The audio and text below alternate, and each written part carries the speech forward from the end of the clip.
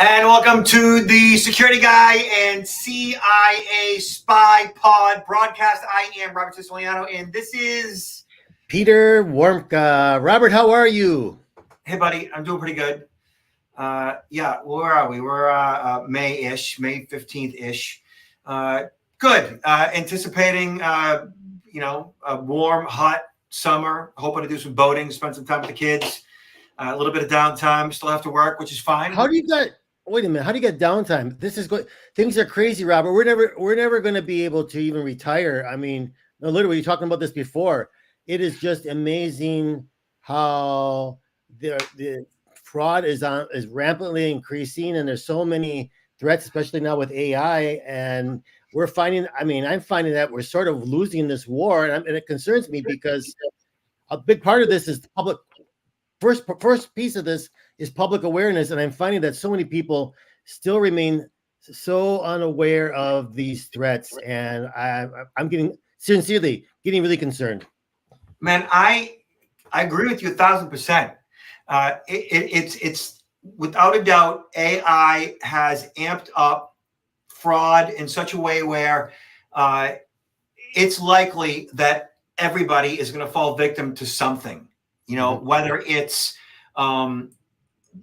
national media and there being some type of a video or audio or something that one of the major news organizations is scammed by. Therefore, they present it to us and we're scammed by it based on something from a nation state, a Putin or a Z or Xi or something that deep fake puts out there that convinces us that a nuke is coming. Anything, like it could be anything. I get it, but listen, here's what I tell people: don't worry about any of this stuff, but we got to do something about it.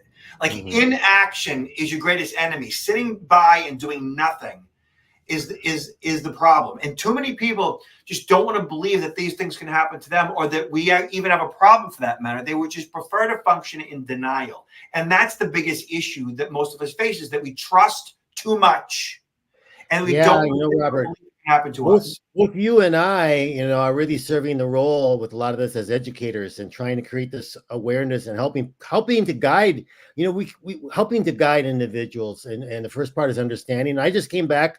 I was in Hershey, Pennsylvania yesterday. What a great place, Hershey, especially if you love chocolate. In any case, I was at the Hershey Country Club, which was the venue for a conference of over 100 certified fraud examiners from central Pennsylvania. I'm also a certified fraud examiner. It's a great group of fraud fighters.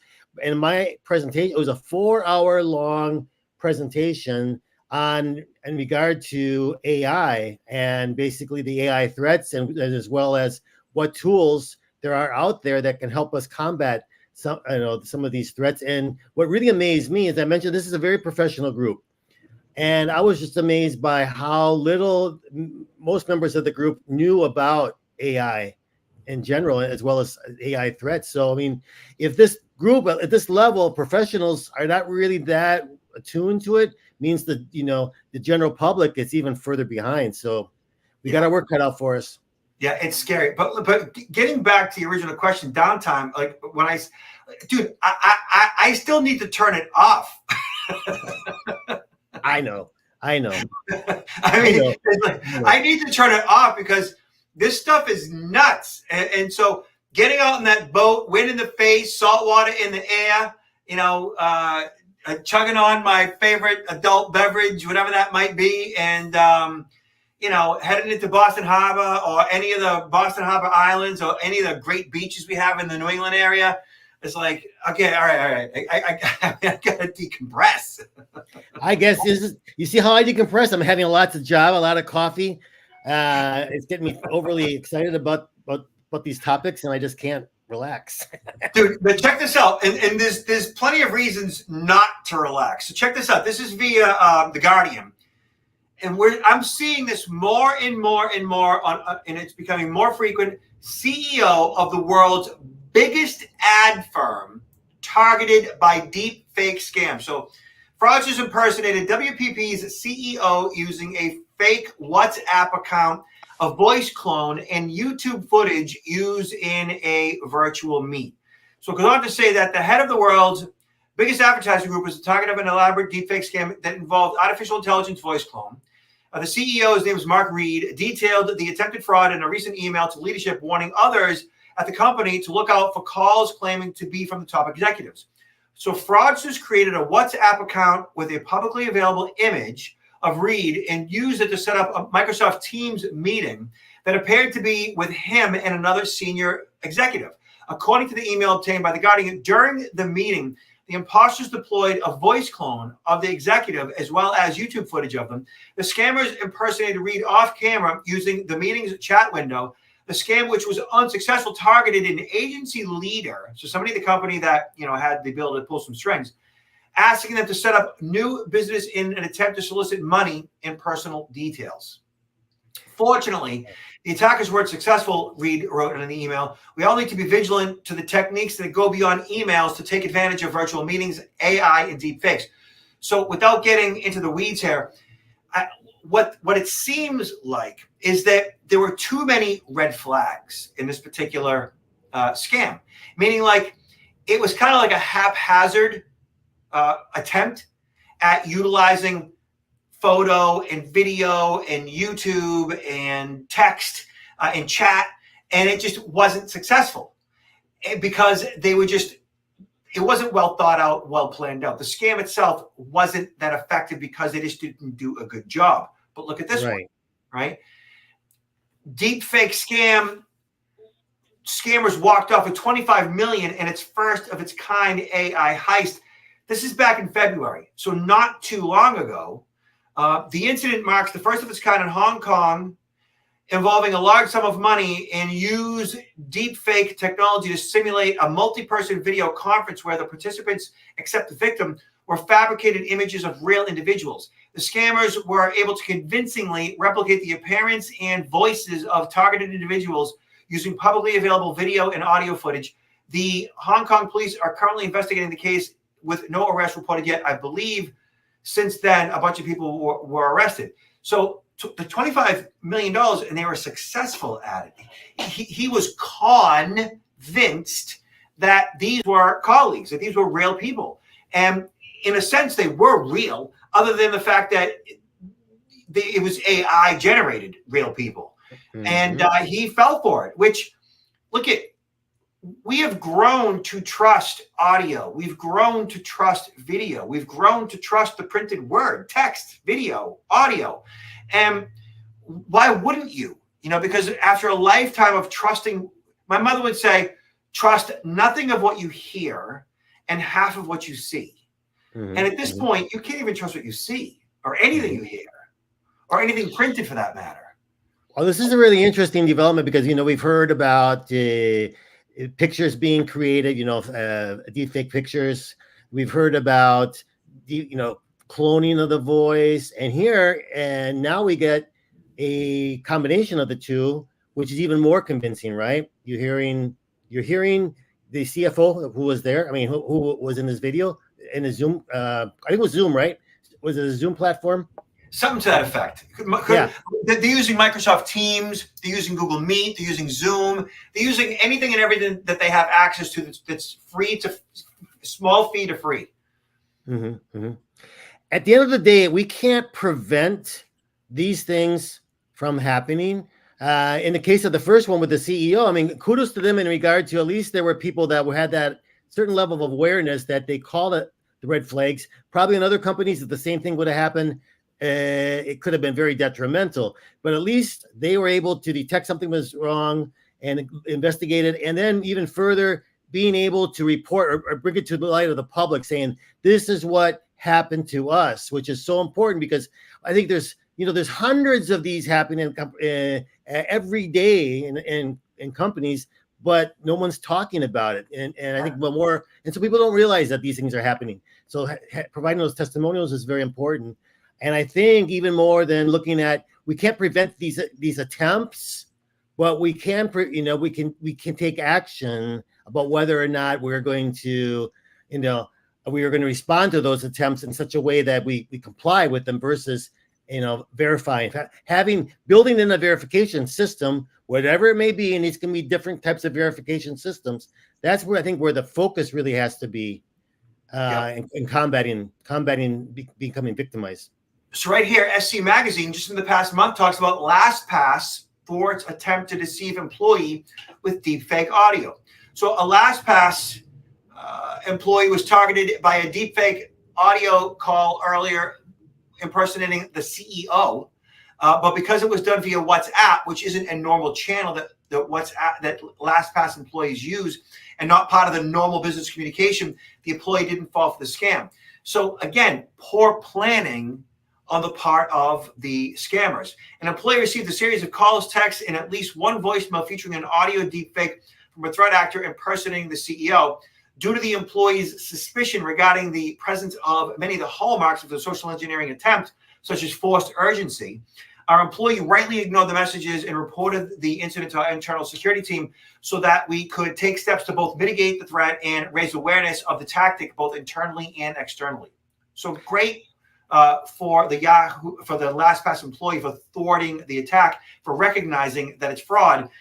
And at the same time, for LastPass, coming out and saying, hey, this is what's going on. So between the Hong Kong company, LastPass, the largest ad firm in the world, those are just the ones that we're hearing about. Exactly. You know what? The fact that the first thing that comes to my mind regarding their use of WhatsApp is because it is very, very popular in certain countries overseas, but less popular in the United States as it's a communication tool. So it probably was, like we would suspect with a lot of these, coming from overseas. Yeah, absolutely. Now check this out from our favorite publication, The Sun. Not exactly credible, but still they put together decent stories. Don't speak. Why your voice is no longer safe on social media as AI clones that mimic speech to deceive family and break into bank accounts. Mm-hmm. Okay, so AI voice clones that can trick family and break into bank accounts are already a threat, experts warn. Cyber thieves have increasingly scouring for clips of people's voices on social media to mimic them in potentially devastating scams. Easy AI tools make it super simple for fraudsters to rip off a person's voice with little technical knowledge. And one of the easiest, safest places for them to look for audio of you speaking is on social media, such as Facebook, Instagram, LinkedIn, YouTube, whatever you're on. AI-generated voices are already a threat to personal identity in at least two contexts. That includes, first, the voice can be used to breach speaker verification software in order to first gain access to systems such as bank accounts, so spoofing biometrics. Further, AI-generated voice can be used to deceive other human listeners. The technology already exists to produce speech which is indistinguishable to most listeners in best-case scenarios, but there is still a lot of variation in the quality of AI-generated speech. I'm going to dispute that. Just very recently, I was listening to an AI-generated voice that CNN put out there via ChatGPT, which isn't ready for prime time yet, or at least it's not being deployed to the masses. And they put together a 15-second clip of a guy who had a pretty, I guess, distinguished voice. And then they put together another 15 seconds of an AI-generated voice. And man, I don't care what you say. I couldn't tell the difference. In a million years, I'd never be able to tell the difference. Like, it was perfect. It was perfect. Yeah, they are perfect. And I think even if there were slight, variances when a grandparent or a parent gets this telephone call, and it's referred to them by like their daughter Emily or their son, whatever, and they hear help and they hear this distress, they're not thinking, well, the quality of the voice is not quite. I mean, could be any kind of distortion in the line, so people are not even thinking about that. They're in a totally different state of mind that they want to help. It's fear. The fear, if they don't do something, if they don't send this money, something bad's going to happen, and that's emergency. Scarcity of time. They got to do something right away, and they got to send it to help their loved one. What this article though says about getting the sampling of the voice from social media, I think that's minimal, because you can find people that have their video, like young kids having their videos and stuff online. But I think the way I would do this if I was a bad person would be I would be getting on social media and looking at Facebook and looking at the elderly, looking at people that I can identify the grandparents. I can identify that they have money. Then I can probably see from their social media, identify their children and their grandchildren. And then, then I can look at the grandchildren, let's say, and learn about their pattern of life and what they're doing, where they go and this and that. So that when I develop a scheme to call the grandparent, you already know the name of the child, you know their pattern of life, and you can include things about them that, you've been able to gather from social media that the parents or grandparents say, oh, that's definitely my kid. And then getting the voice is very easy. If you have the telephone number of the child, you call that number and you can get a voice sampling of whatever it is. I've heard 3 to 5 seconds. I've heard 10 seconds, but that's not much time, right?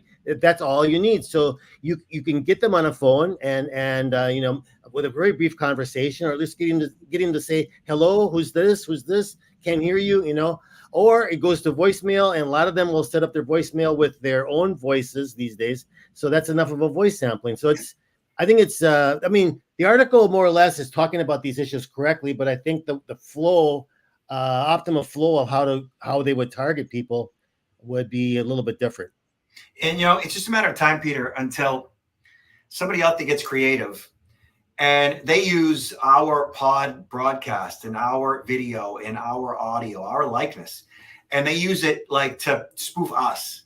It's coming. Mm-hmm, mm-hmm. It's not going to be pretty. No, that's when you're going to be on your boat when that happens. Hey, security guy, how do you like this one? I've had criminal hackers email me my social security number. Be like, hey, security guy, gotcha. And I don't really care about that they have my social, because I know that. Like, I know that my social's out there. Like, everybody's in. Like, to me, it's like, okay, yeah, whatever. I have a credit freeze. I have identity theft protection. I have credit monitoring. I have multiple layers of services of protection to basically make that data useless to the thief. Even if they have my social, there's not a whole lot they can do with it, because it's not an attractive numerical identifier due to the fact that all of the restrictions that go along with it due to, credit freezes and everything else. But with all the audio and all the video we put out there, they could put anything out there. Oh, it's awesome. Yeah. What percentage of people do you believe have, because you've been involved in this for some time and talking to people about credit freeze, what percentage of the U.S. population do you think actually have their credit frozen? See, I don't know, and the credit bureaus aren't going to tell you. I would surmise it's definitely less than 10%. And the reason, and that's sad, man. This is like the number. If you could only give one piece of advice to help people protect themselves from fraudsters when it comes to their protecting their identity, right? That's like I think that's like the number one biggest thing that they can do. But yet, and we talked about it so much, and yet people just don't get around to it. It's less than 10%, and I would say that it's probably even less than 5%. And I base that on just my audience interactions. So I get in front of an audience of 100 people, and I'll ask, how many of you have a credit freeze? And if I get 5 to 7 people raising their hand, then that's it. That's usually what it is. I've never, ever had more than 6 or 8% of the audience raise their hand ever in a presentation that I've done, ever. And I ask that question every single time I discuss credit freezes. How many of you actually have a credit freeze? And, the few hands go up, and that's it. That's how I base my research. That's it. Well, maybe unfortunately, we are not like the big influencers, right? If you got somebody like Taylor Swift coming out saying, well, I highly recommend that you do a credit freeze, all of a sudden everybody would be doing it. Well, and there may be some truth to that, but even still, when it comes to security, man, people just don't want to believe it. They don't want to think that they can be targeted. We just inherently don't want to think it can happen to us, and therefore we do nothing about it. And by doing nothing about it, we're almost ensuring it's not going to happen to us. Like, it's just kind of like this ridiculousness that we possess, that if we begin to think about it, now we're acting paranoid. It's like, no, you're not acting paranoid. You're taking a responsibility.